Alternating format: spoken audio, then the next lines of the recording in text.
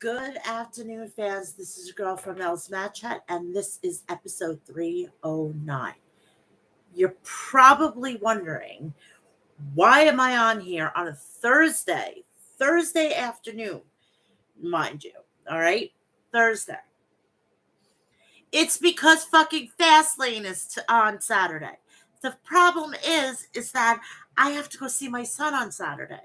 So I don't want to be, if I could go live and get it done, and then I could go beyond and go enjoy my life, I can. And I could still do the lives. I love doing lives because I can get a chance to, hey, Mike Morano. Yep. No, wait a minute. Vastly greater than parenting. My son is 18 years old. My son is severely autistic. I'm only thank you, thank God. My son is severely autistic. I go see him every 2 weeks. It just so happens it's on this weekend. So I'm all he has, and I see him every 2 weeks without fail. The only time that I like uh wiggle my schedule is I see him on a Sunday because sometimes I have to be at a family function. It's like no other choice. So he understands, but he can't be around too many people. So I can't even really bring him to a family function because there's like so many people, and he'll have the biggest meltdown, and I don't want to put him through that. So I, finagle my schedule and everything works out. But so I love going live. I love going live because then I can interact with you. And Mike, I love you. I love all my followers. And it's just a blessing that I get to do this, and because this is my passion. And I also get to work from home. So I get to, this is like my lunch lull right now. And I love everybody, and you don't understand. I've been through the fucking ringer the past almost 2 years. My mom passed away last year, and I'm still getting used to my new normal. And to be able to just escape for like an hour and a half, just to shoot the breeze and talk wrestling and whatnot, and and also I like to entertain too, but that's neither here nor there. But so yeah, so I'm live right now. I'm just going to be covering, today is the last week's SmackDown, last night's Dynamite. So tomorrow, when SmackDown goes off the air at around 10:15, I'm going to set up the stream after this, and I'm going to go live, and I'm going to give you the go home shows of Monday Night Raw and SmackDown tomorrow night, and then I'm going to give you my picks on who should be coming out victors in WWE Fastlane 2023. Speaking of content and everything, please do me a favor. Go check out all the rest of the content, which is the review of All In and All Out, payback, and I also covered Wrestle Dream. Get all the information, get all the content there. Please like, share, subscribe, turn on the bell for all notifications. So when I go live, you know about it. Or when I upload a video, you know about it. Please do me a favor. Go check me out on Instagram, Threads, Facebook. They're all verified accounts. Please also go check out me on X, Twitter, TikTok. I'm also on Cameo. Now, the reason why I'm on Cameo is because, you got these card things, these card industries, and, it's not personable. I make it personable. Now, if you want me to call somebody a fuckhead, or you want me to drop some good news, or an announcement, or if you're having a baby and you can't break it to your mother or your father, you can do it through me. I am your I'm your singing telegram. It's the new version of a singing telegram. It's only $5. It's less than sometimes a card, but you can tell me what to say. I will adhere to the script, and I will get the word out. I don't have the problem being the bad cop. You just pay the money, and I'll be the bad cop, or I'll be the greatest, the bearer of great news. So hopefully they don't shoot the messenger, a la me, and we can have some fun. And if you are a fan of me and you, if I think there's like I could do some sort of like video chat, and you can pay to do a video chat with me, and it's really inexpensive, and it's just Starbucks money for me. Basically, you're paying Starbucks money. That's it.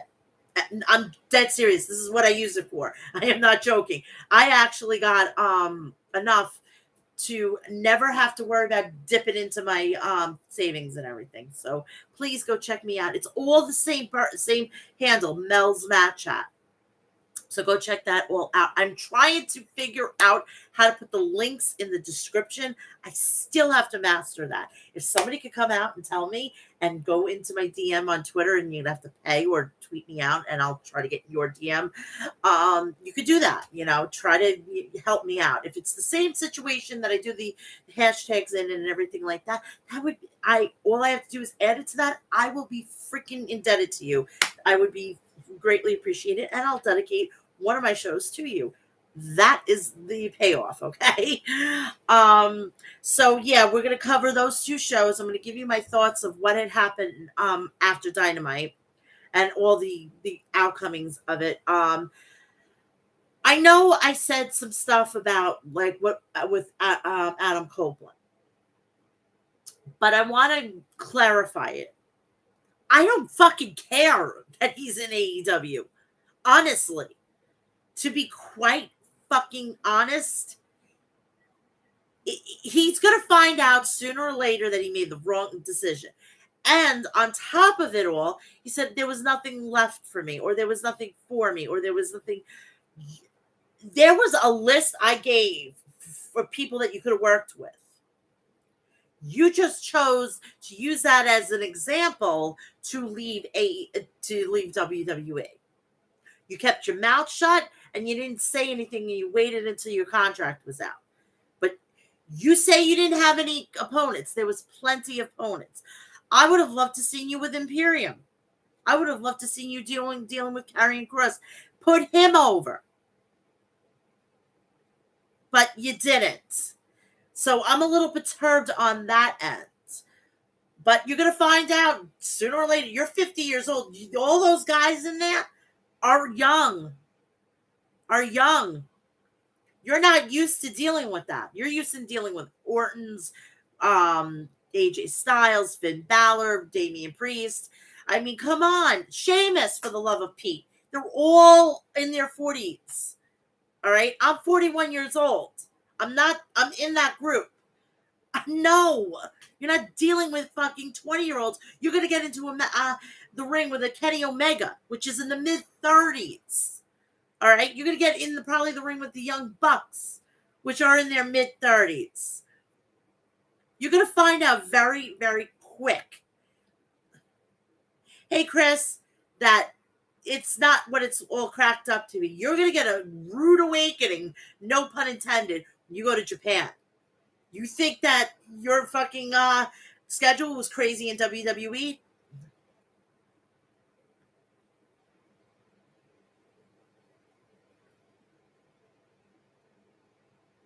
I understand that, but I understand the whole scope of the whole situation. But he blankly said there was nothing left for him. I legitimately, if it's either in the Dynamite review the Dynamite review, not the Dynamite review, the Wrestle Dream pay-per-view review. I list like 20 guys. I went on WWE.com and I went through the roster, the active roster. There was plenty of people that he could have worked with for another year. He admitted it. He wanted to end his career with his best friend. Why did he just say that, there was nothing left for him WWE, but say that he wanted to end his career with his best friend? You can't have it both ways. That's the only problem. And as far as I'm concerned, that's not, everybody was starting to cry and everything like that. Please. We've seen him come back before, and it was at the Royal Rumble. That's my moment. Him coming to AEW and making a debut there was not as big as when he was in Royal Rumble. That's my opinion. That's my stance. That's what I feel and what I like and what I feel that is more important. Everybody else can be different, and I like different. You have your view, I have my view, and that is how things go. I'm not going to say, hey, you're fucking wrong, you're delusional, blah, blah, blah. No, I'm not going to do that. You're going to have, that's your stance. You could die on it. I'm going to die on this. But we do not have to fight. We don't have to be vulgar, and we could stay and make it classy, you know? But I watched it last night, and TBS, I'm calling you guys out. You got to get your shit together. All right? Because this is not working. This is the second week in a row that we've had issues. I don't like it. Yeah, I understand that. Oh, don't get me started about the whole Judgment Day situation. Definitely. Definitely. That pissed me off when I found out the report that Vince McMahon wanted paranormal. No, we don't want paranormal. We did paranormal with the fucking goddamn corporation and the corporate ministry and the ministry and whatnot. I don't want that. If I want that, I'll watch fucking goddamn Zach Bagans on Ghost Adventures. Okay? Vince McMahon wanted his fingers in everything. If he would have left Edge to his own devices and allowed him to do what he needed to do, it would have come off even better than it is now. But please stop telling. Yeah, that could have been also, but why did he just say that he had nothing left? There was plenty of to do there. There was plenty to do. It's just that he used it in an excuse, and then he said on the upswing that he wanted to. He could have just said and been. He didn't have to go there. He just said, "You know what? I was there, but I always had Jay in the back of my mind, and you know what? It kept gnawing at me. It kept gnawing on me, and I love WWE. Always going to be a part of my life. Always going to be family over there and whatnot. But I truthfully, honestly, I wanted to end my career with my best friend, and that would have been it. I would have said, great. Then, but he brought up the whole situation with there was nothing left for me to do. I still have a problem with that.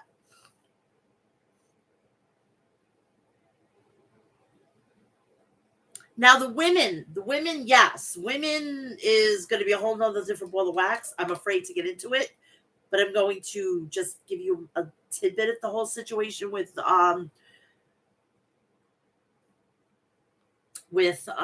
women's situation in AEW. Jade Cargill is gone from AEW. Julia Hart is taking time off to get married to Lee Moriarty, I think, if I'm not mistaken. If they're going to do this, they're going to need to put people in place. Also, it needs to be quality. I don't want to be dealing with 20, 30 minutes of nothing. Make it good that I want to get invested in. It's also a crime that we have Athena on Ring of Honor. Now I have to go pay for that. I don't want to go pay for Athena. I want to be able to turn on my television and see her on either. There's 3 nights on fucking for AEW. You have it on Wednesday, you have it on Friday, and you have it on Saturday. Exactly. Now this stuff I'm 100% for. I mean, I kind of know what's going on in NXT. I never stopped finding out what was going on in NXT. I don't watch it, but I do know what's going on. I'm not going to be lying to you. What I saw on Tuesday night, you know what? That's what I want to see on Fridays and Mondays. That's the stuff that I want to see. I want to see people that I haven't seen before, all right? Or haven't seen in a while. I'm sick of it. If I see Natalia one more time, oh my Lord, I'm going to freaking take my television and rip it off the wall. I'm telling you, Natalia bores me. She's a great wrestler, but she needs a mouthpiece. She doesn't know how to cut a promo. She doesn't know how to. She's very condescending. It's like if I'm having a beef with somebody, if I'm having an argument, standing there like this. This is how she does. It's like she's like you just want to smack her. You just want to smack her. If you're gonna be a bitch, be a bitch. If you're gonna be a nice chick and you're gonna be a face, be a face. But you're a fucking goddamn fucking condescending bitch, and I can't resonate with that. You're a great professional wrestler. Get it on another flip side and get your personality. I mean, for fucking Christ's sake, your father didn't have to do too much.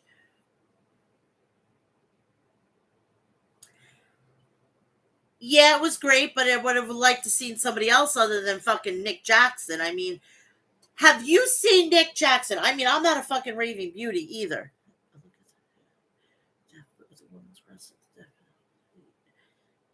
Waiting for Mercedes.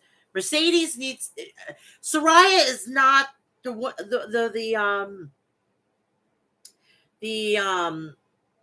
is it called? Face of the women's division. When I think of AEW women's division, I think of Britt Baker. You bring in us Mercedes Moné, you make her the fucking face. You now have the replacement of Dr. Britt Baker, DMD. If she's only going to be doing a stint in there, then I would not put her in that. But she could be, you know what they could do? Treat Mercedes Moné as a Brock Lesnar. You have your woman, you have now the replacement of Jade Cargill. But she can work in the ring. There's no doubt about it. There is no doubt about it. They need to definitely bring in Mercedes. For full time, no. Special attraction, absolutely. Now, I'm not a model, but Nick Jackson's heading towards Shawn Michaels territory. He needs to cut the hair. He needs to come clean, and he needs to freaking how can I say come to terms with his receding hairline. I'm tired of it. I'm tired of seeing the bald. He keeps putting it and tries to hide it. Just be one with the head.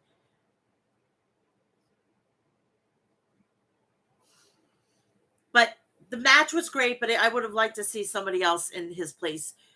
That's just me. Soraya definitely she's very limited in the ring. I mean, she's only had one defense. Come on. Dr. Britt Baker DMD was defending that title on a weekly basis, or at least maybe 3 times a month. I think they will showcase more women.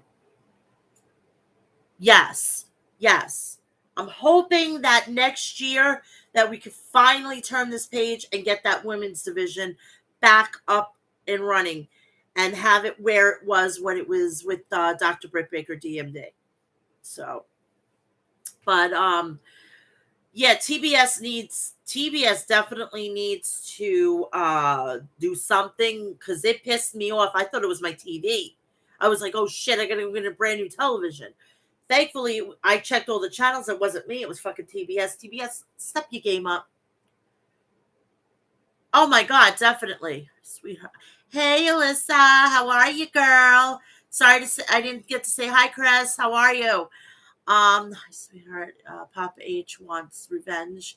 Cold. Yep. You're gonna get my takes on this. Is it desperation? Is it combating AEW? Yes. Is it desperate? Maybe, but it's gonna get people to tune in. I'm curious to see the ratings for next week on Tuesday, Title Tuesday. What I think I'm gonna have to do is I'm gonna have to watch, because I have to now watch NXT. After who's gonna be on it? I gotta watch NXT. I think what I'm going to do is I'm going to wait a minute. Why am I going to fucking? I have a tablet and I have a TV. I got it covered. What the fuck am I thinking here? Hello. I keep forgetting I have a tablet and a television and a computer and a phone and the whole gambit. I'm an idiot this week. I've had a horrible week so far.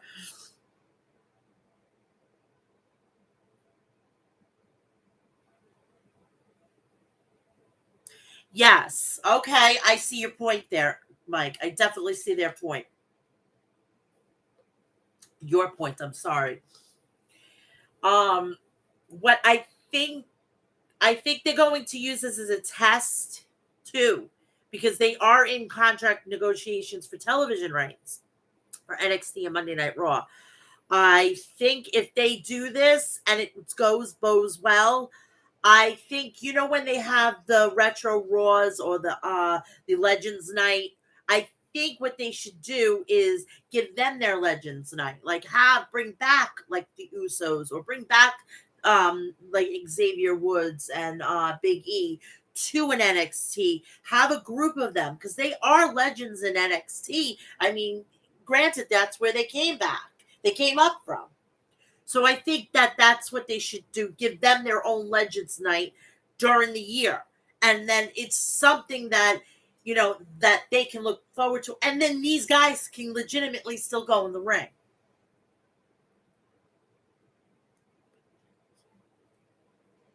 Yeah. After fucking Vince McMahon and his fucking goddamn regime decided to go down there and completely torpedo the entire black and gold, now they want to bring back Triple H's fucking system down there, which makes no. Oh yeah, I'm definitely gonna be better next week. Um, I think that I think they shouldn't have never even touched it. It's like if it ain't broke, don't fix it. The reason why that they did what they did is because they wanted to teach Triple H a lesson. Like you couldn't get it done on Wednesdays, now we're gonna come in, and they completely torpedoed it, and it made it worse.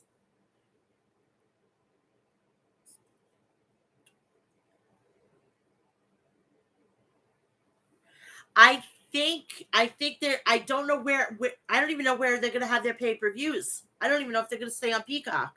Is Peacock gonna be a part of the deal that they're gonna leave WWE PLEs on the Peacock? I have no idea. But I think that they should because now they have SmackDown coming back next year. So why not have everything under one umbrella and see if they can get any UFC, like just a weekly show, you know? Oh, Mike, you're going to pre Deadline, which I think is in Connecticut. Have a good time. Have a good time. Enjoy. I haven't been to a pay per view in years. I go to Monday Night Raw and SmackDown on a normal occasion when it's in my area. I don't go traveling. The only places that I'll go is either USB Arena, Barclays. I go to Madison Square Garden, the Coliseum, and sometimes I'll go across to New Jersey and check it out over there. But they haven't been there in years. Um, I went to all the Grand Slams. I just try to go as much as I can because I have so much shit going on, and being a mom, full time worker, doing this, whatnot, family, the whole gambit. It takes a lot of time. I mean, it really is.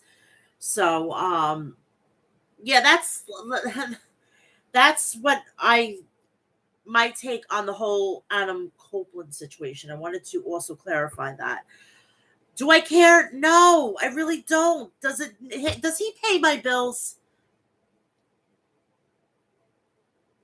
You know what? If you can do me a favor, if you're on Twitter, um sort me out, and if you can't get into my DMs, go into and tag me and just send me the link, and I'll check it out, okay? Or if you can maybe if I could figure a way I could get into your Twitter your YouTube account, I will follow you and subscribe to your channel and look at the video. Can't think today. So yeah, I it's just been crazy lately in my life, and I'm just trying to, keep on task and everything. But no problem, Mike. Not a problem. So yeah, with all the wrestling that's coming up, and like November is going to be fucking nuts because you're going to hear my thoughts on the whole CM Punk situation on the fucking Saturday. So not Saturday, tomorrow night. I'm going to give you all my tea on that one. So come and join me on that one and interact with me because I've got some serious vibes on that one. But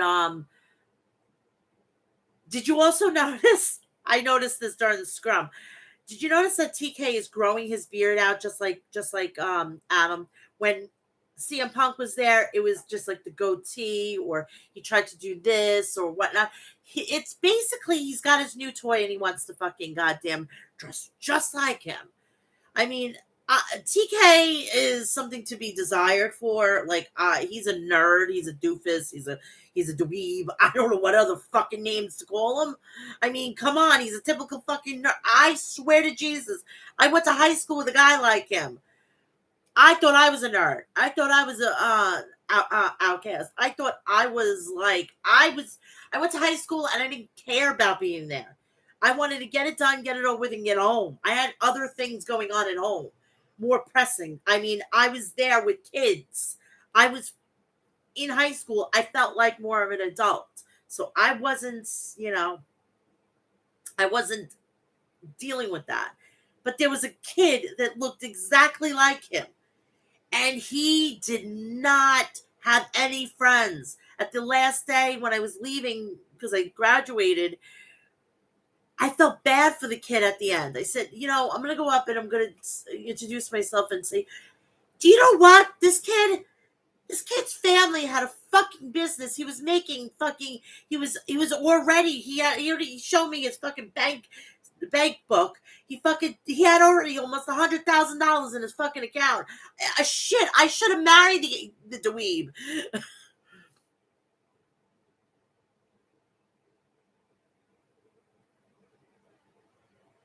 All right, thanks, Mike, so much. I really appreciate that. You're too kind. You're too kind today. So let's get down to brass tacks. Please do me a favor. Go check out the people over at Maestro Classics at maestroclassics.com. Visit their website for all your beard essentials. Please do me a favor. Also go check out Liquid Death at liquiddeath.com. Get all your artillery to combat your thirst. You have spring water, unflavored sparkling water. You have iced tea and flavored sparkling water. So they're made great mixers. Trust me, I know. Also, please go check out Deathwish Coffee at deathwishcoffee.com. Get all your coffee essentials plus some righteous merch. I love the merch over there. It's so cool. You're a Skulls freak like I am. I love Skulls. They have become my new obsession. Go check them out there. And the coffee is righteous. Well, I got to promote, the stuff that I use and I love. Also, please go check out, if you're into independent wrestling, please go check out House of Glory. They're coming up with their next event. I believe it's Friday the 13th. Go check them out. If you can't be there in person, you could go and stream it on the Premiere app for $9.99 a month. And if you want to get tickets, go to hogwrestling.net. You get to see I think it's Mike Santana. You got Minoru Suzuki. You got Charles Mason. You got them all over there. So go check them out. Awesome promotion. Yeah, I just came out of my mouth. We are in Kismet today. We are definitely in Kismet. So I'm going to get you my thoughts and everything from last week's SmackDown and last night's Dynamite, and I'll get you out of there. I'll get you out of here.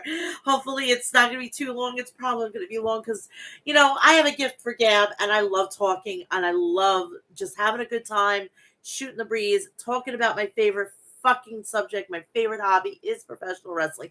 I've been a professional wrestling fan since I'm 3 months old. 3 months old, okay, people? I was sitting on my grandfather's lap. I was so mesmerized. And unfortunately, or fortunately, that's where I discovered boys. And I said to my grandfather about Shawn Michaels, I said, "Ooh, he's cute." My grandfather fucking just wanted to take the television and throw it in his pool in the backyard. It was hilarious. He's like, "No, this is not why I had you watching wrestling." But that's where I discovered boys. I went from my Shawn Michaels phase to the bad boys, and then of course when Miss Goddess herself, Miss Rhea Ripley, came across, I was like, oh my god, I'm in trouble. Yeah. I'm very advanced in a lot of ways, okay, Mike? I'm very advanced. I'm 41 years old, and let's just say I've never had I've never been criticized, okay? I've always been complimented with my many, many, many abilities. And if you can't follow that, I can't help you. So hopefully everybody's gonna have a great weekend. I'm gonna have a great weekend. I get to see my love of my life. He's my son, and he keeps me going, and he's the one that actually kept me straight and narrow when my mother died. Oh my god, I'm probably gonna like envy you the entire time. So yeah, oh my god, she went from being like this, like basically she was trying. I thought they were gonna turn her into the next Charlotte, and I'm like, please no, please no, please no.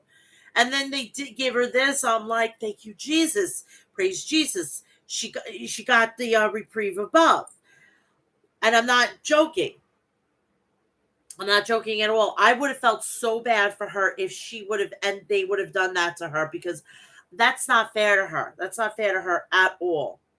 I don't know if you guys watched, what was it? No Mercy, which I did. I didn't cover it. I put out a poll on Twitter, X, whatever it was, and it was a 50-50. So I said, I'm going to be sitting on my couch and I'm going to watch it without having an issue. Yeah, I was pissed. I felt so bad for Rhea. The first time ever, and then they fucking take the title off of her. And then at the end of it, she's sitting in the corner like this, like, what the hell? She knew she had to fucking lay down for fucking Charlotte. Right then and there. You're not gonna tell me that she had to lay down for her. Christ. And if you say, oh, she didn't have to, yes, she did. Please, it was written all over fucking Rhea Ripley's face. And I'm glad that fucking goddamn at WrestleMania 39, she fucking goddamn handed Charlotte a fucking ass kicking. I was fucking clapping along. I had my t-shirt on. I was supporting her. I was so happy that Rhea won. I was thrilled. I was thrilled because I'm sitting there. I'm like, the son of a bitch. They're gonna fucking fuck her. They're gonna fuck her. They're gonna fucking goddamn screw Rhea. Sure enough, I was wrong, and I'm glad I was wrong. Oh my god. Oh Jesus Christ. Oh my Christ. I'm sorry. It's just the stuff that I promote on here, I'm not even getting paid for. So, it's just suggestions, the stuff that I use here in my house. I love Death Wish coffee. I love Liquid Death. And Liquid Death has actually ruined things for me with other seltzers. So hear my warning. If you like a LaCroix or a bubbly, you drink that, you're not going back to that. And it's also great to like zhuzh it up. it's also great to zhuzh up those beverages because you can use them as mixers. I use the berry the berry flavored seltzer. Sometimes I put it in my wine and I make a wine spritzer. Give me gallons of it. Oh my god. Oh my god, I love Liquid Death. Liquid Death is my jam. Now, if only they could come out with a lemonade, a straight lemonade, bro, I am there for it. You put a little vodka into it, or if they take those flavors and put a lemonade and whatnot and make it with hard seltzer. mm, Do I need to even go there? Make a hard seltzer, and I'm there for you. The Spirit of Punk was straight back then. Yes, I liked when I was in my 20s. Oh my god, I'm so old. When I was in my 20s, I used to drink the Smirnoffs and I used to drink the Mike's Hard Lemonade. I used to drink what other one was I drinking? I was drinking at the time it was in my Heineken phase. But now I drink Coronas, I drink wine, I drink my vodka and cranberry, and I am obsessed with bourbon and whiskey. Oh my god. How the hell did I become an adult? I go from having like these cool, trendy stuff, and then I'm like, give me a fucking Jack on neat or Jameson neat, and I'm good to go. I'm good to go.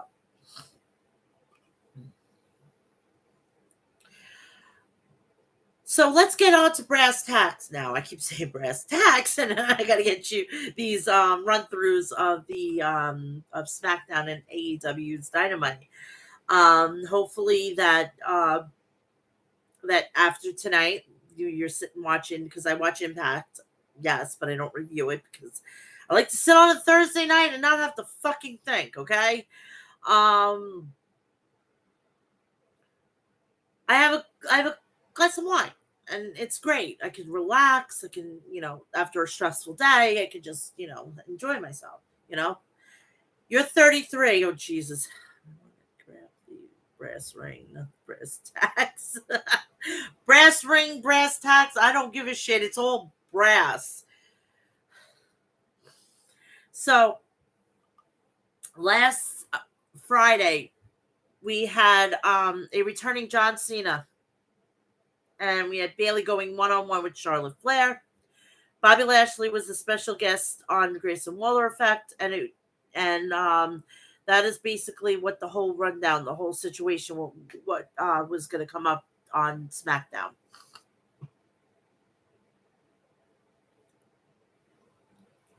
Jesus Christ, Jimmy Uso is kind of trying to be the junior tribal chief in the bloodline. I mean, when the cat's away, the mice will definitely play. But Jesus Christ, I didn't know the mice could turn into a cat.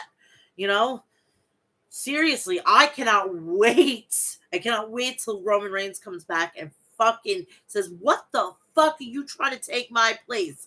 Was Jay right? Was Jay right? Was Jay thinking that or was I wrong? Was Jay not the one that I had to worry about? Do I have to worry about you trying to take my place? Who knows? I know for a fact that Jimmy and Roman are going to do some business, and I know it for a fact before Roman loses those titles to God knows a first. I have no idea. At this point, I have no fucking clue. Do you understand? At this point, he can hold the title for the rest of his fucking career, and I don't care. At this point, he's such a non-factor.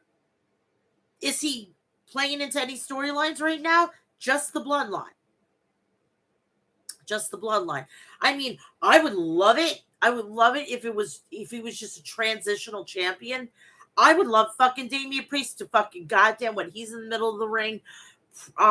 Maybe maybe SummerSlam or something like that. If they're gonna not take the title off of him at WrestleMania 40, At SummerSlam, fucking come in. He's laying in the middle of the ring. He's exhausted and everything like that. He comes in. He fucking, oh well, it'll be over a year. Oh shit. There goes that idea. But still, I would love to see him a transitional champion. Give him the rub.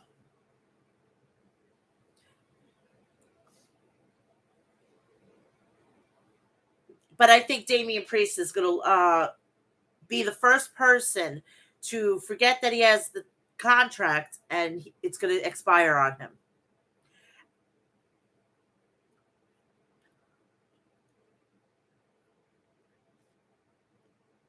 Possible, but I think he made sure that that contract was in that new briefcase. He made sure of it. I mean, they could say, "Oh, it's not the legitimate briefcase, too," but he still has the contract. But that's so convoluted. I mean, it's so convoluted.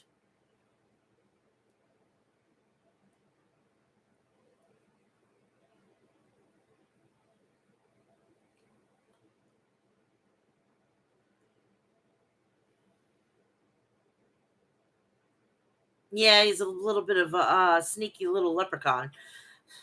Yes, I just fucking said that. Hey, I could say leprechaun because I'm quarter Irish. Oh, yeah, those are going to be definitely matches, Alyssa. Yes, I got the wheels motion. I always do. When you're a mom, your fucking wheels are turning like full speed ahead when I'm sleeping at 1 o'clock in the morning. When I get a chance to sleep at 1 o'clock in the morning, because there's times that I've gone for days on end not sleeping. It's the fucking price I pay. I swear to Jesus. So last Friday's SmackDown kicked off with Jimmy Uso making his way out to the ring along with Paul Heyman and Solo Sequoia. Paul Heyman says, "We acknowledge our tribal chief, and so does everyone in the crowd." Heyman says that it is Roman Reigns' name that last week John Cena took a beating at the hands of the Bloodline. Heyman then shows a video recap of last week's SmackDown where AJ Styles was taken out backstage and John Cena was being beaten down by Jimmy and Sequoia. Heyman says that a little birdie told him backstage that John Cena is experiencing transportation issues tonight and it is not currently at SmackDown tonight. Heyman says AJ Styles is lying in a hospital bed, also not at SmackDown. Jimmy grabbed the mic from Heyman and says the real reason Cena isn't here is because he is scared of Jimmy Uso. Jimmy Uso attacked him from behind by Carl Anderson, who clears the ring of both of Sequoia and Jimmy. Anderson screams at the bloodline and demands a match right now. Sequoia tells Jimmy, "You better handle this right now." So we go to our first commercial break, and that's going to be our first match of last week's Friday Night SmackDown. Field you are in besides promoting seltzer, the fans deserve to know. All right, I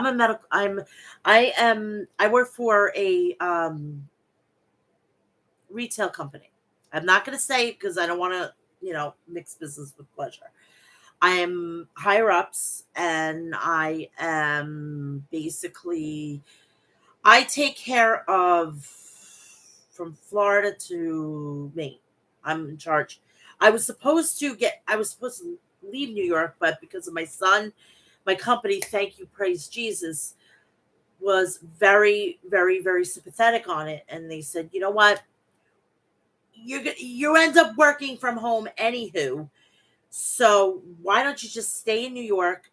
We'll run everything from there, and everything is copacetic. My son can't leave. I can leave here, but we have better services here in New York for autistic kids. And now he's an adult, which I don't want to ruin his routine. So I was, for the grace of God, everything just worked out for me, and I am truly happy. I'm not going to reveal who I work for. I do have some privacy, but yeah, I'm higher ups in the retail company. So I hope that's okay. Thank you. Thank you. Anything else you want to ask me? Anything else? But there's certain things I will say, hey, this is my private. I don't want to, divulge it due to also security reasons. I don't want you to go and stalk me. I'm sorry. I do have some privacy. I do deserve it. I mean, even though I'm on here, I do deserve just a tad bit of privacy. Um, so we start off with their first match, which was Jimmy Uso versus Carl Anderson from the OC. SmackDown returns. The match is already underway. Anderson hits a kick in the corner and plants Jimmy with a spine buster. Anderson puts Jimmy on the top rope, but Jimmy pokes the eye and sends Anderson to the mat. Jimmy goes up top and hits an Uso splash. Jimmy covers for a 3 count and quickly to open the match. The count ended a quick open match. Jimmy Uso picks up the victory. After the bell, Anderson gets on the mic and goes after Jimmy Uso again. Sequoia gets in the ring and takes out Anderson and saves Jimmy. As Jimmy and Sequoia walk up the ramp, Michin walks out after Jimmy taunts Michin. Michin slaps Jimmy across the face and goes to the ring to check on Anderson. Very simple, very simple. So, yeah, there's anything else that you need to ask me, I'm good. I'll answer it as best as I can. If it's privacy issues like certain places and everything like that, I'm going to tell you right up front, and then I'll answer the question. Do you agree with me with Seth better than Roman?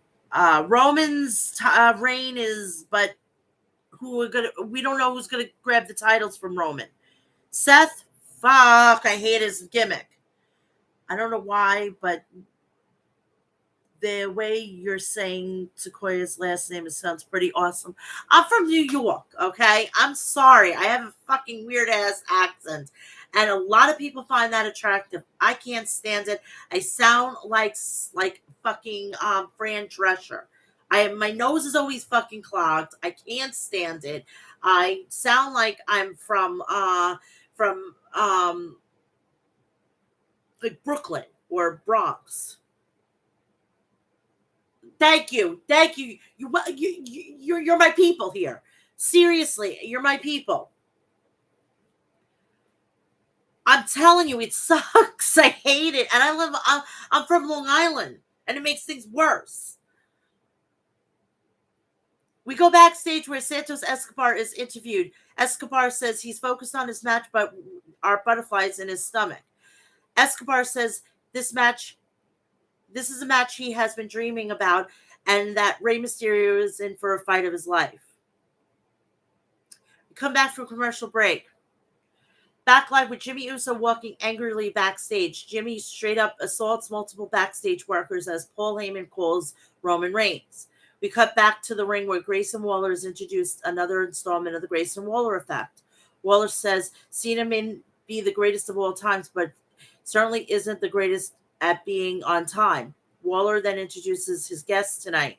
Bobby Lashley. Waller alludes to the devastating loss the Prophet suffered last week. Lashley says he made a mistake in scouting for talent, and it's back to the drawing board for him. Waller says maybe Lashley needs to look for a new team, an undefeated team. Austin Theory and Grayson Waller. Lashley says he knows about Austin Theory and he will pass. I mean, obviously, with the whole situation with the United States Championship, obviously he's going to pass.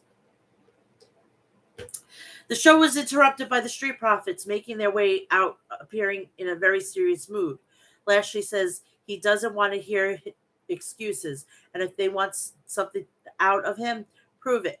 Lashley leaves the ring, and Dawkins and Ford follow, and Lashley again tells them to prove it. Waller expresses confusion and brings out Austin Theory to try to get the show back on track.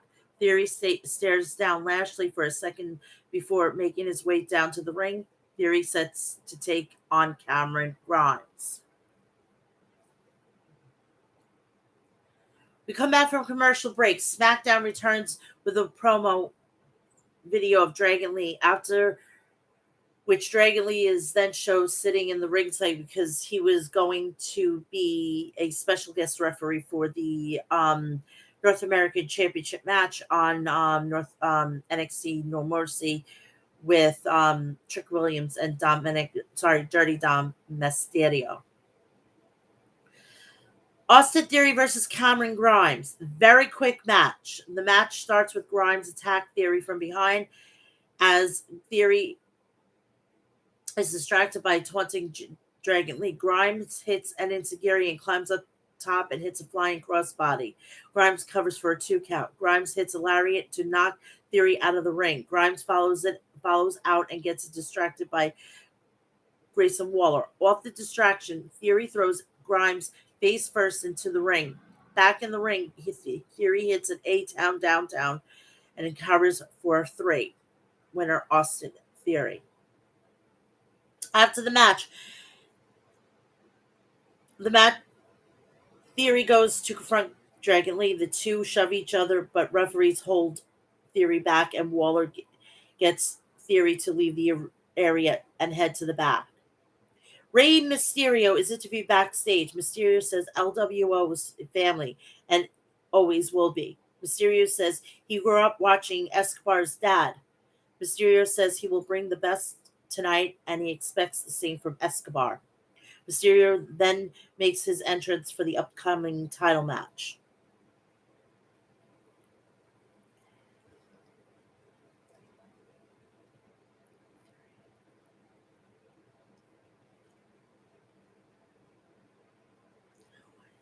I would actually have Austin Theory turn face. Waller is a heel through and through. Have Austin turn. I mean, he's being compared to Cena. Oh, sorry. I thought it was the other way around. I read it wrong. I apologize.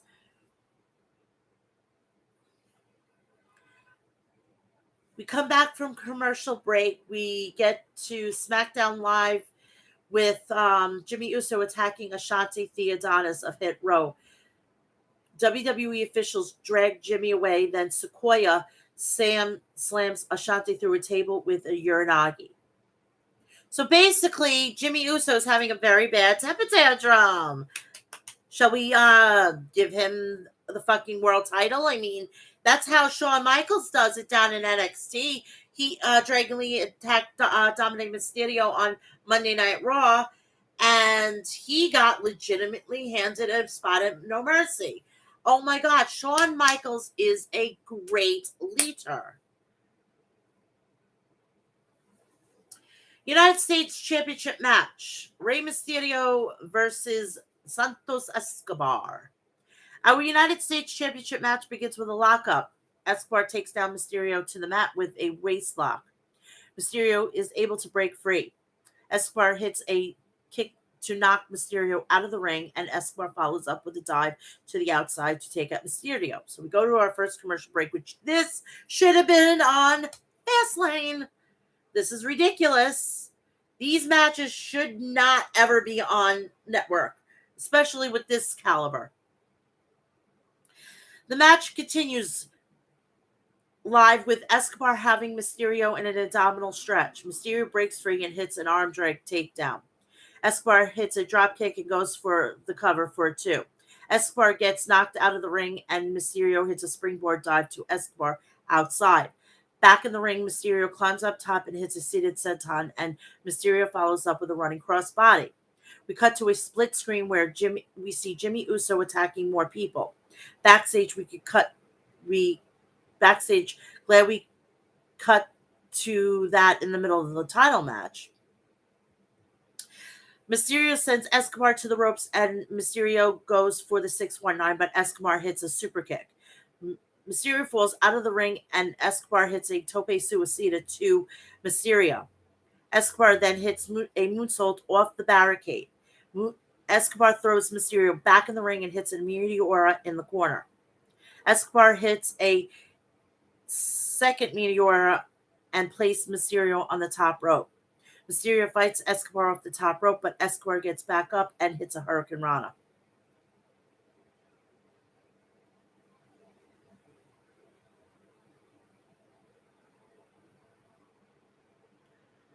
All right. When I get off here, we'll talk through DMs. I promise you, because this may be something as a start of a beautiful relationship. Okay. Thanks, Mike.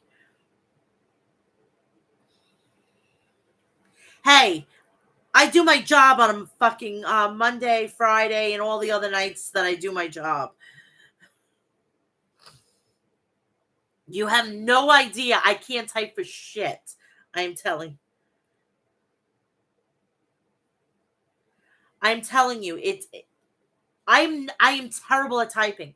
Thank God my tablet knows how to text to talk, because I go and I just dictate off of it, and it's the most beautiful thing on the fucking planet.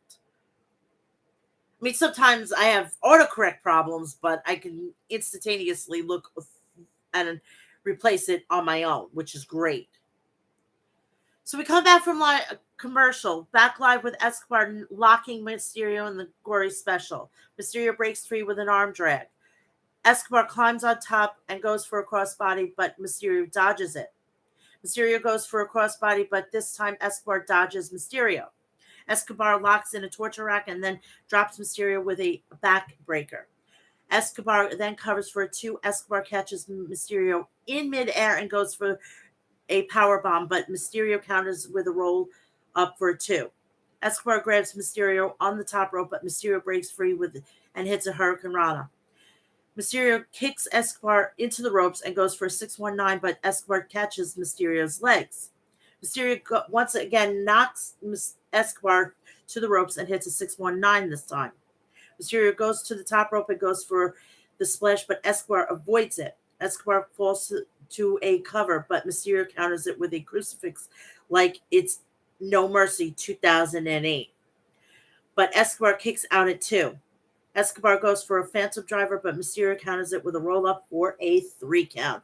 Mysterio retains, and we don't know who his next opponent is. Thank you. Oh my God, I love you. Thank you. You just made my day. You made my week a little bit better too. So then after the match, Mysterio goes to help Escobar up, but the two were attacked by the Street Profits, who clear the ring of the two following this assault. Bobby Lashley makes his way out into the ring with a big smile on his face. Lashley applauds, and then Lashley turns to attack a running Joaquin Wild as Dawkins and Ford take out Cruz del Toro, who also runs to try to make the save. Lashley embraces Ford and Dawkins outside the ring, so hopefully the heel turn has been complete.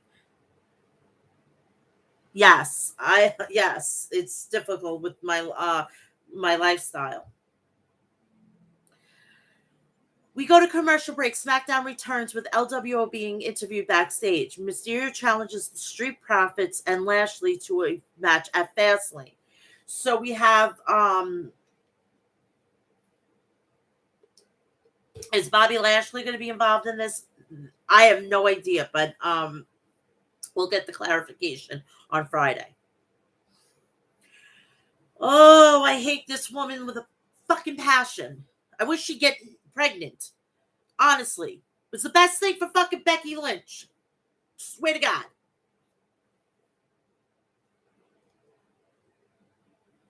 I would love to see that. Have that as his, if he's not going to wrestle as much, have him be the quote unquote singles guy. I'm all for it. So Charlotte Flair makes her entrance for our upcoming match. We cut to backstage where we see John Cena recklessly driving through the parking lot when he arrives at the arena. Basically, I would love Bobby Lashley to be the J.J. Dillon of this group. Wrestle when he needs to or when he wants to. We'll add another guy in there, like a mid-card. Trick Williams being the lead.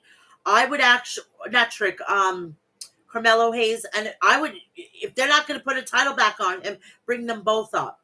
You got your new and improved Hurt Business / Four Horsemen. I'm all for it. Maybe a little Nation of Domination. I'll just put that out there. Have The Rock come up and say, I'm deeming you the new Nation 2.0. Well, already Mommy and Dom Dom already took care of that on Tuesday. So we have after the commercial break, we had Charlotte Flair and Bayley. Before the match begins, Charlotte grabs the mic and asks Bayley what happened to her. Charlotte says Bayley has become a stepping stone while she's still the measuring stick. Then how come you lost at WrestleMania? If you're the stepping stone. Jesus Christ. Not the stepping stone, the measuring stick.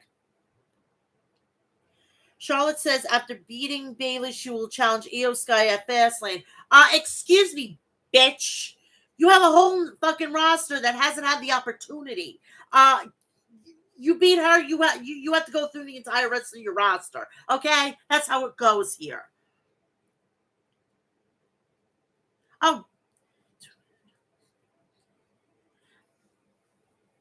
hopefully it doesn't work. So the match officially begins with Bayley attacking Charlotte in a rage. Charlotte gets the better of Bayley, but Io Sky trips up Charlotte by grabbing her leg. Bayley sits and hits an elbow drop from the off the apron to Charlotte on the outside. SmackDown returns after commercial break with Charlotte hitting series of chops to Bayley. Charlotte then hits a fallaway slam. Charlotte hits her signature lariat and covers for a 2. Charlotte climbs to the top rope but tripped up by Bayley. Charlotte hits a spear and then covers Bayley for a 3 count to end the match very abruptly. Audible, I hear? Because that shouldn't have happened. After the match, Bayley grabs the mic and says tonight she says Damage Control will end Charlotte and they will. Damage Control gets on the ring apron, but Asuka runs out to make the save. Asuka screams at Bayley in Japanese. Bayley says if Asuka wants a triple threat match with her, Io Sky and Charlotte at Fastlane, then she's got it.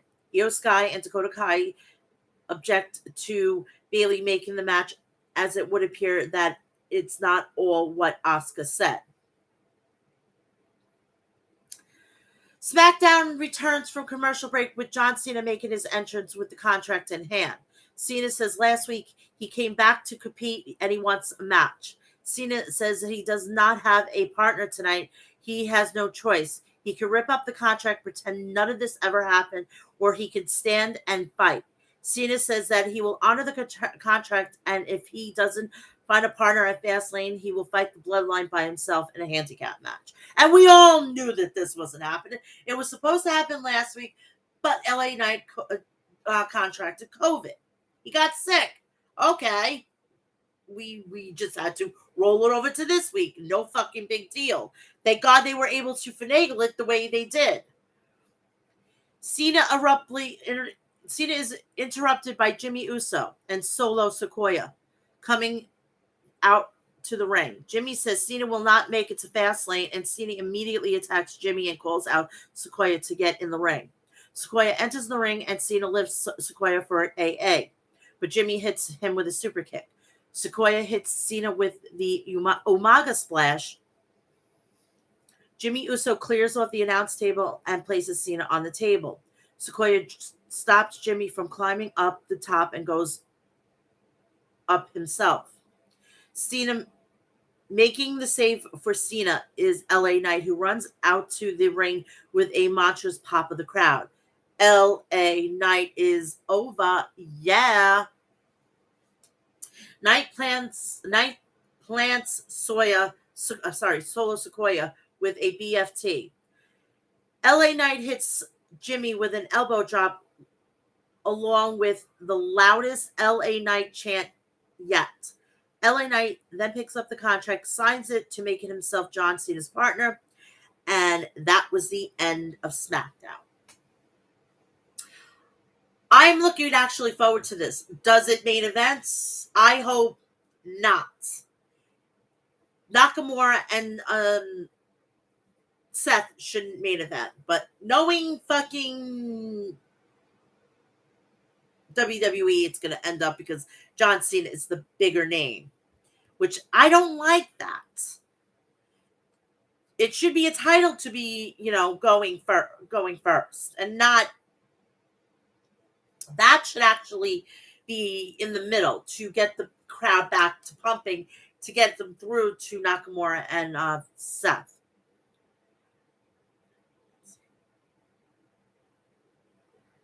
It's going to be Knight and Cena, and I just know it for a fact, and I feel bad for Nakamura, but it is what it is. You know what? If that's the case, then take the title off of Seth Rollins. At least give it to him for a couple of months, or give him for like a month and a half. At least he could be called a world champion. I mean, for Christ's sakes, the poor guy Nakamura is a former new IWGP Heavyweight Championship a champion. At least give him this title, and at least give him like he is a world champion. So when he does eventually retire, he could say that he is a champion and he was a world champion. You know, I feel so bad for the guy. I can't stand Seth Rollins' gimmick. It's nauseating. We're going to go to AEW, and then I'm going to get you out of here. Nakamura is the best work since in 2016, and I believe it's even better than that. Oh, definitely. Absolutely better. Much better than he was when he was dealing with the Intercontinental title, and then he lost it, and then he just up and like disappeared. But I got why he did what he did. He went over to Pro Wrestling Noah to be in one of the last matches with WWE Hall of Famer the Great Muta, and when I heard that was happening, I fucking ordered the match. I watched the entire and I watched it as it was happening. It was fucking crazy.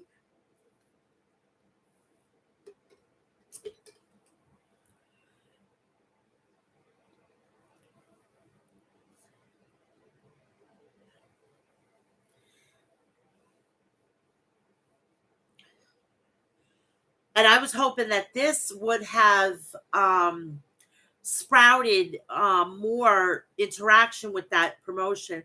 And then when I found out that freaking when Carl Anderson had the Never Openweight Championship, and he was a WWE employee, and he was going to defend it at Wrestle Kingdom this past January, I was like, this could be the buddings of a beautiful friendship with both companies, and I was hoping that this was, but fucking Vince McMahon just shoved that out the fucking second story window with the bathwater here.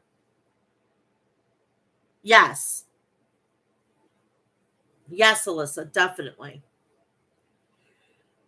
So we're going to AEW. Could have started something there, but I see what you mean. Yeah, exactly. Exactly. Do you understand that we could have had people that are not on TV right now? They could have been training for the G1 Climax or the G1 Climax or Classic. I always get that fucking thing. The G1 to determine who's going to be in the main event at Wrestle Kingdom. That would have been perfect. Perfect for the people that weren't in storylines in WWE right now. They could have done all of that, but no, fucking Vince McMahon. He doesn't want to play well with others, so he had to fucking goddamn torpedo that. Because if Triple H was seriously in charge, it would have fucking happened.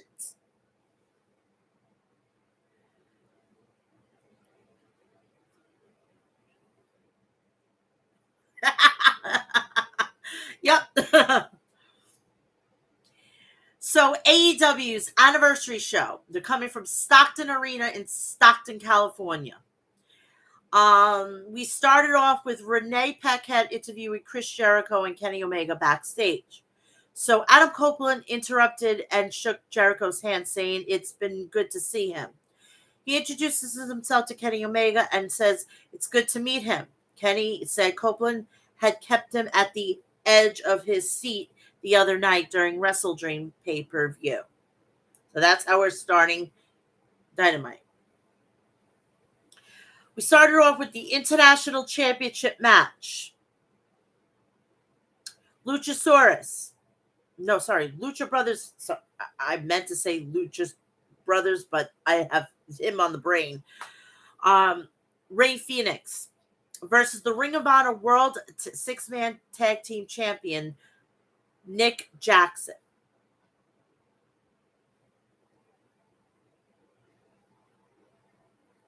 Nick Jackson. I I love the Young Bucks in-ring performance. They're great professional wrestlers.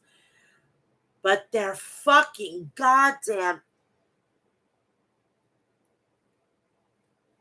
ego is nauseating. They think that they're wrestling gods. They're not. If it wasn't for Shawn Michaels, you wouldn't have a gimmick. You wouldn't have a gimmick. You are legitimately a fucking carbon copy of fucking two fucking wrestling teams.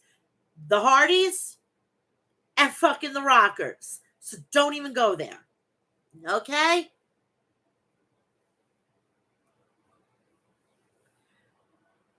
So Ray Phoenix and Nick Jackson traded and countered a flurry of offense. Ray Phoenix rolled out to the edge of the ring, checked on his injured back. Nick tried to powerbomb Ray onto the floor, but Ray Phoenix countered with an arm drag off the post onto the arena floor. Nick stood up, clutching his back. Nick took down Phoenix with a Hurricane Rana off the guardrail. Nick nailed Phoenix with a backstabber in the ring. Ray Phoenix kicked Nick Jackson's leg out from beneath him, with Nick landing on the crown of his head on the ring apron. Oh my God, this head stuff is giving me the heebie-jeebies. Yes. But Becky Lynch kind of swayed a little bit up, and, she was kind of the ringleader, and she took charge of the division down in NXT, which that's what we need to see more of from everybody in the entire WWE.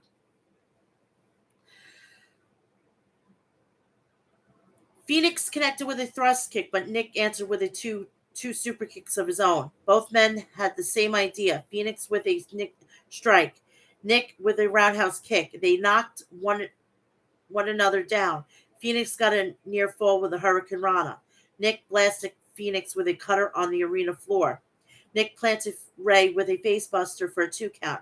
Nick rocked Ray with a roundhouse kick. Nick drilled Phoenix with an avalanche cutter, but somehow Phoenix was able to kick out. The fans erupted in applause.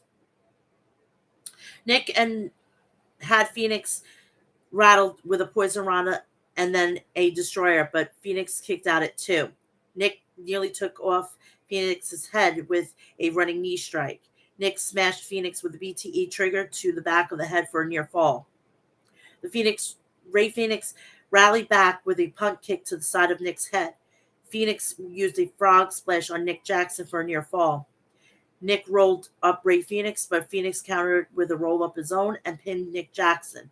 A tip to the calf to both men, Tony Schiavone said.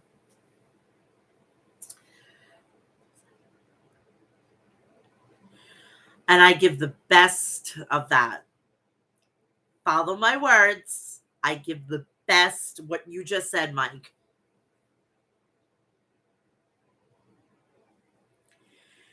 So footage was showed earlier in the day when Adam Cole was visiting Roderick Strong, and he was putting off his surgery on his ankle to go visit Roddy in his house. And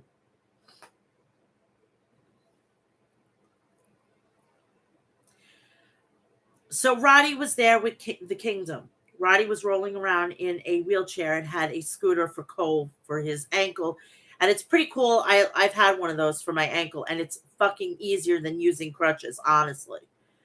I couldn't be the only one on wheels, said Roddy.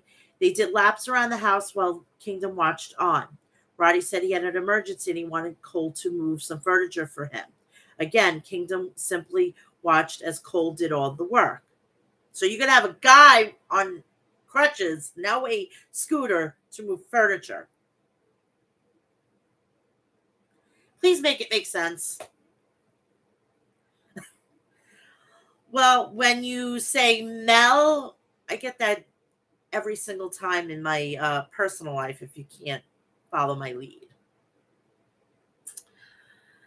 Wardlow versus Griff Garrison. Oh my God, we have a sighting of Wardlow and Griff Garrison. Garrison's old partner is now in NXT, which is Brian Pillman Jr., and I am hoping that they use him properly. Good. I'm great. I'm happy about that. Renee Peck. So we have Warlow charged Griff when the bell rang. Warlow stomped Garrison in the corner. Warlow powerbombed Griff.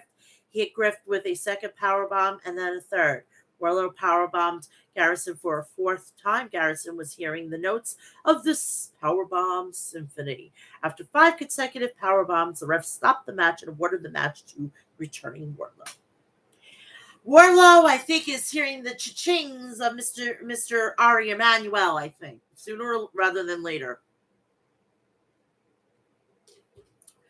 Vince McMahon probably seen a picture of him and probably is jerking off right now and said, I think I could possibly replace Brock Lesnar with a cheaper version. But nobody's like Brock Lesnar. Renee Paquette interviewed Don Callis and Takesha backstage. Don Callis, AEW has been shaken to its foundation by Sammy Guevara pinning Chris Jericho at Wrestle Dream. So much so, the crack AEW medical staff has deemed Sammy unable to perform. At the recommendation of Will Ospreay, I have requested Kyle Fletcher to be the partner of the Alpha Takesha tonight. I'm going to win this war no matter what it takes. Time for the Pepto-Bismol titles. The unimportant trios titles. Oh my God. They took the titles off fucking goddamn the House of Black to put it on fucking the Acclaim. And they were on 0 Hour.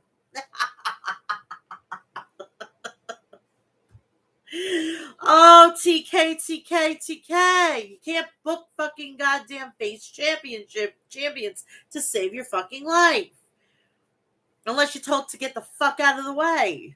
Because I think MJF has told you to get the fuck out of the way. He doesn't need you to book his fucking goddamn face run right now. He's doing great on his own with Adam Cole. We have the Acclaim and Daddy Ass versus the Butcher, the Blade, and Kip Sabian. Oh my God, we have this back together. Butch dropped a leg on the chest of Caster. Kip Sabian moonsaulted onto Acclaim's, wiping them out on the arena floor. Bowens cleaned house on Sabian.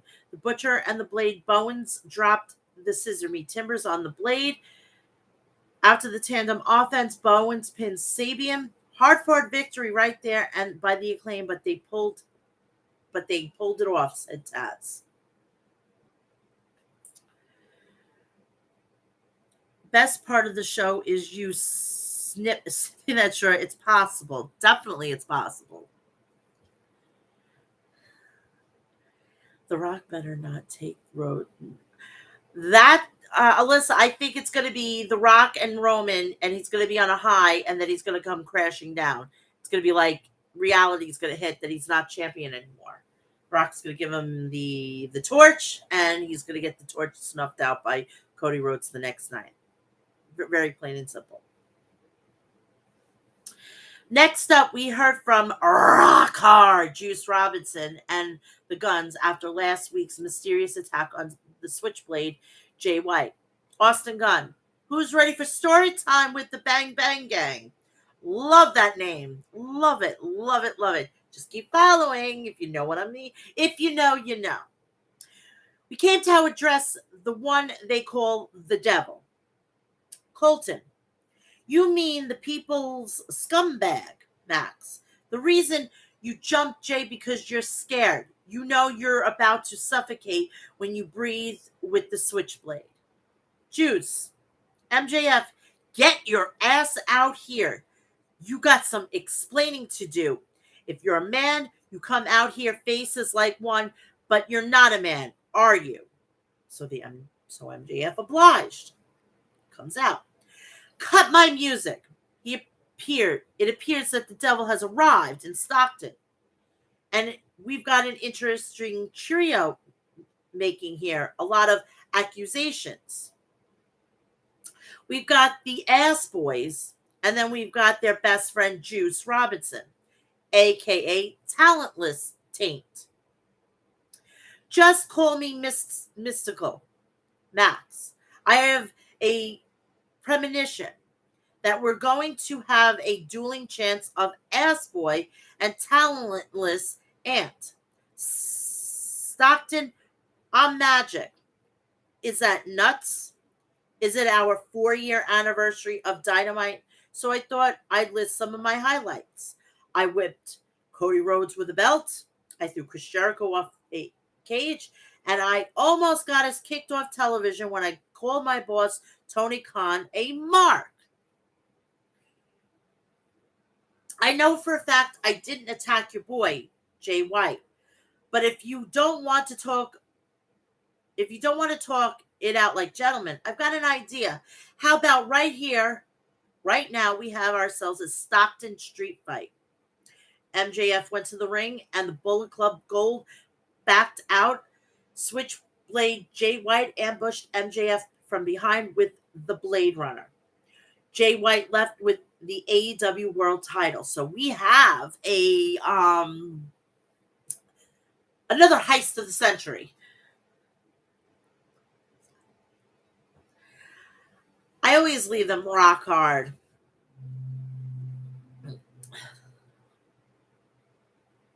Switchblade, Jay White, Max, I don't know what type of caliber athlete you're going to be dealing with, but I am a cut above. You got the best of me last week, but you're not fooling anybody.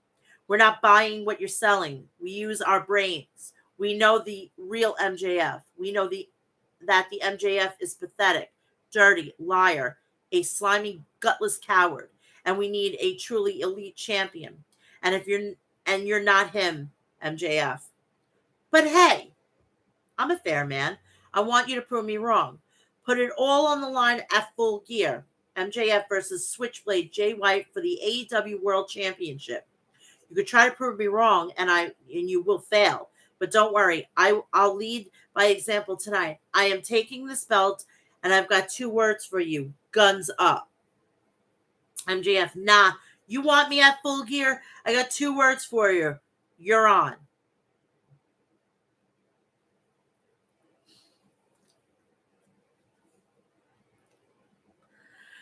Renee Paquette was backstage with FTW champion Hook and Orange Cassidy. Orange, Hook is a great champion because he has a great championship.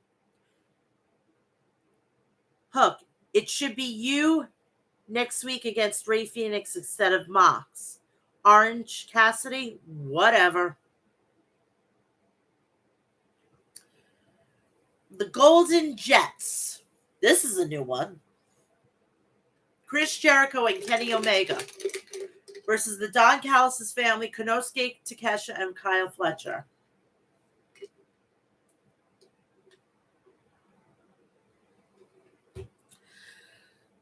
Takeshita hit Jericho with a shoulder block. Jericho got back up to his feet and traded strikes with Takeshita. Jericho fired back with a shoulder block of his own. Omega tagged in, and he and Jericho hit tandem offense on Takeshita. They doubled suplex Takeshita, and Takeshita blasted Jericho with the Takeshita line. Jericho drilled Kyle with a lion salt. Omega tagged in, and Omega dished out Polish hammers to the opposition. Omega hoisted up Takeshita, vaulted off his chest, and nailed Fletcher with a backstabber. Fletcher sent Omega flying with a half and half suplex. Fletcher rocked Jericho with a thrust kick. Takeshita and Fletcher used a Blue Thunder Michinoku driver combo on Omega. Kenny planted Kyle with a Snapdragon suplex. Jericho tagged in and dazed Fletcher with a running clothesline. Jericho sent Fletcher flying with a Hurricane Rana. Takeshita laid out Jericho with a lariat. Omega cracked Takeshita with a jumping knee strike. Fletcher fired back with a thrust kick to Omega, followed up with a brainbuster. Fans chanted AEW, AEW, AEW. Jericho and Fletcher had the same idea, going for lariats, and they knocked out one another.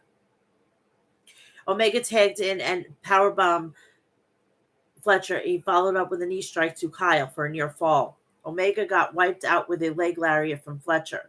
Jericho rattled Fletcher with a code breaker, and Omega was there to finish off Fletcher with one wing angel, pinning Fletcher. Powerhouse Hobbs ambushed Jericho and Omega after the match. He knocked them both down with lariats. Don Callis was smiling. Hobbs smashed Jericho with a spinebuster. Hobbs whipped Omega into the guardrail. Hobbs hurled Omega over the timekeeper's table, over the barricade, and onto the rows of chairs. Hobbs punished Omega out on the arena floor. Hobbs slammed a guardrail onto Omega. Hobbs trapped Omega's throat in the guardrail. Back in the ring, Don Callis trapped Omega by the wrist on top of the rope. To catch a drop kick Jericho out of the ring, Hobbs whacked Jericho with the chair as Jericho was trying to take the bullet for Omega. Hobbs was about to waffle Omega with the chair, but Don Callis asked for the chair. Callis smacked the chair over Omega's head again with the head. Look at the dent left in that chair, said Excalibur. I'm sorry, but Warner Brothers Discovery needs to fucking tell Tony Khan enough with the chair shots to the head. And you know what? If that's the case, if they have CTE, they need to sue them and not fucking anybody else. And please don't tell me, oh, I worked for WWE for 2 weeks. I'm going to sue fucking TKO.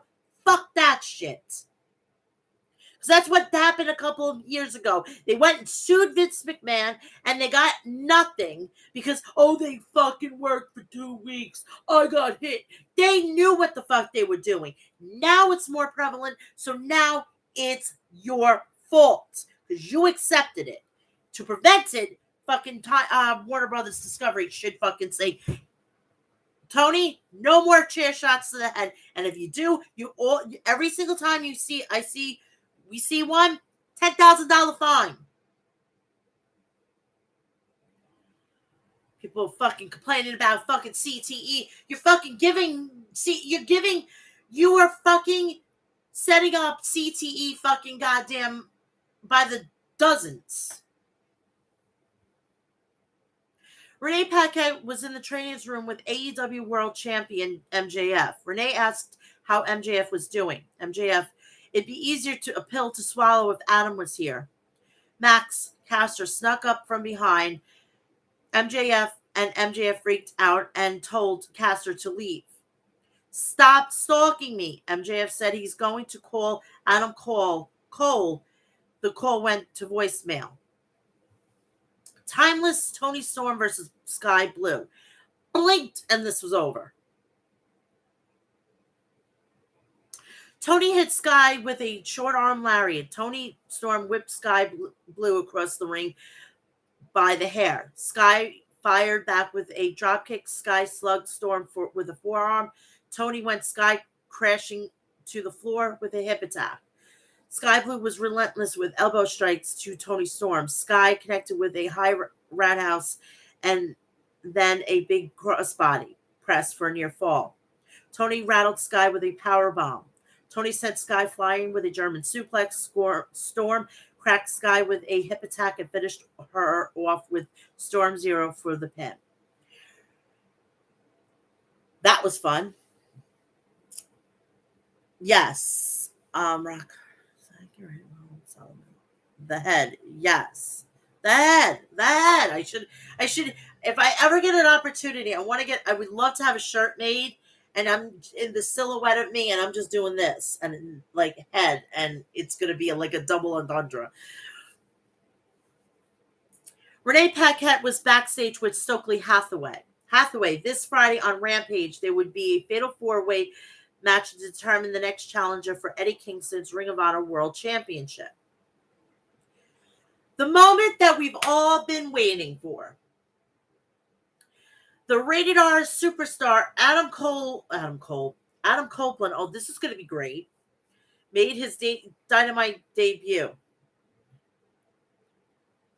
Exactly. Exactly. Or coming in and having like my whole face and just having the word head being screamed out. Something like, and me doing this. Tony Schiavone was in the ring and asked everyone to welcome to Dynamite, the rated R superstar Adam Copeland. Tony, I grew up and your voice was the soundtrack to my childhood. So to stand in the ring with you is a pretty big deal for me. I came in to talk to you all. Let's rewind back to 2011. I was told I can never do this again. But guys, we're in 2023 and I'm standing in an AEW ring.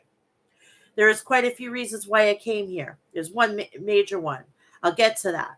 I'm pretty sure the AEW World Championship would look good around my waist. He's 50 years old. No. I mean, it's great in theory, but no, I don't want him to have that title. I swear to Christ, I feels like this is Hulk Hogan all over again. Check it out. We're talking first ever matches. Adam Copeland versus Moxley. Adam Cole. I'm just gonna say his last name because if it keeps saying Adam Cole, I'm gonna say Adam Cole, and I'm wearing his T-shirt for the love of God. Versus Moxley. Copeland versus Kenny Omega. Miro versus Powerhouse Hobbs versus Juice Robinson. Rock hard. So all those amazing reasons to be here to challenge myself 31 years into my career. And I've already said this before, and this will be my last time I say it. The main reason I decided to come to AEW is I sat with my family. I asked my daughter, Lyric, should I retire? She says, you should go have fun with Uncle Jay, which is Christian Cage. So I'll call him what you all call him, Christian Cage. And I like him to come out here so I can tell him the reason why I'm here. Come on, Jay. So TNT champion Christian Cage comes down to the ring. Adam Copeland. For 40 years, we've been best friends, but it was this industry made us realize that we'd be best friends for life. And I know what you're thinking. Why did I do those things at Wrestle Dream to Nick Wayne and Luchasaurus? Even though about you, I still love you. That's never going to go away. But I saw you standing over Sting, a guy whose poster you took to the barber and put it on the mirror so you could get the same haircut. And I see you standing over Sting, a man who has entertained people for 4 decades. My wife's parents could speak English, but they loved Sting. I know that Luchasaurus and Nick Wayne are going to drop you like a bad habit as soon as they suck all the information out from your brain. That's a Judgment Day reference.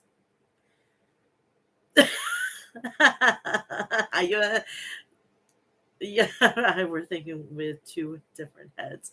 Hey, if we could think with both of them at the same time.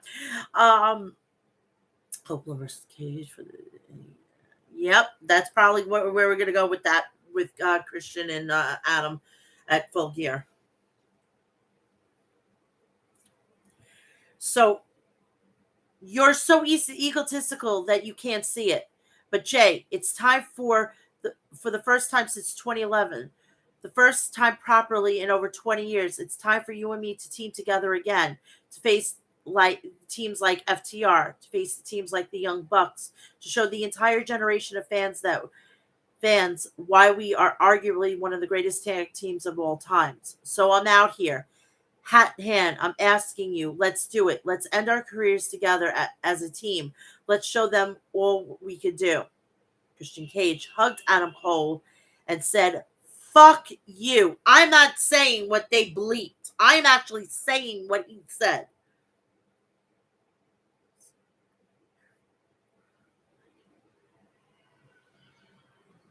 Yes, I do have a great mouth.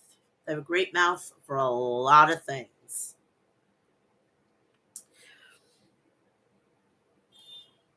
So Christian Cage walked out of the ring, leaving Adam Copeland behind. Christian Cage, just reminder of what you'll be up against this Tuesday live on Dynamite. Luchasaurus walked onto the ramp with Nick Wayne by his side. They all stared at Adam Copeland. So basically now, Nick Wayne, Luchasaurus, and Christian Cage are like the new, like the Jungle Boy whole situation. I would actually like Jungle Boy to go to WWE. Jack Perry. Jack Perry is not for AEW. Jack Perry needs to go and do Hollywood, just like his father was in Hollywood. I would have actually liked to seen if they ever think of this. I would actually like to see if he ever goes there. Brian Pillman Jr. and Jack Perry as a tag team, and I think if I'm not mistaken, Steve Austin has the trademark to the Hollywood Blondes, but have them like one of those like dick prick, like the fucking Hollywood elitist Hollywood Blondes, and just kill it, just fucking kill it, and have Jungle Boy Jack Perry cut his hair. Have it like the Dylan McKay, come with the fucking the leather jacket, the jeans, the white T-shirt. And I just dated myself. I'm sorry. I was a big 90210 fan. Yes, I know it's something I don't like to admit to, but it's something. Okay. So next week they're going to be in the Cable Dharma Arena in Independence, Missouri, and it will be on Tuesday. So NXT and Dynamite are going to be on the same time. So this is going to be very, very interesting. But that's all you're going to be getting from me. And I've gone almost an hour and 36 minutes. I'm sorry. I will be back here tomorrow night for preview and predictions. At 10:50, I'm going to set up the stream like now. As soon as I get off of this, I'm setting up the stream. Please do me a favor. I want you to check out the rest of my content, which is on my channel. Please like, share, subscribe, and turn on the bell for all notifications. When I go live, you'll know about it. Please find me at Instagram, TikTok, Threads, Facebook. I'm also on X and Twitter. I'm also on Cameo. If you need something to be told or announced or whatever, I will do it. I will have no problem doing it. Just keep it classy. Don't keep it too dirty. I will do my best I can. I don't want to get thrown off there. It's my Starbucks money.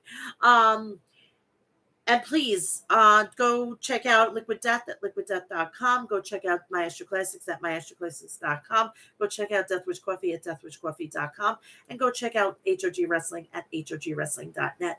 Please, I'll see you guys tomorrow for the preview and prediction for Fastlane. I want everybody to have a great Thursday and enjoy the rest of the day. I love you all. See you tomorrow.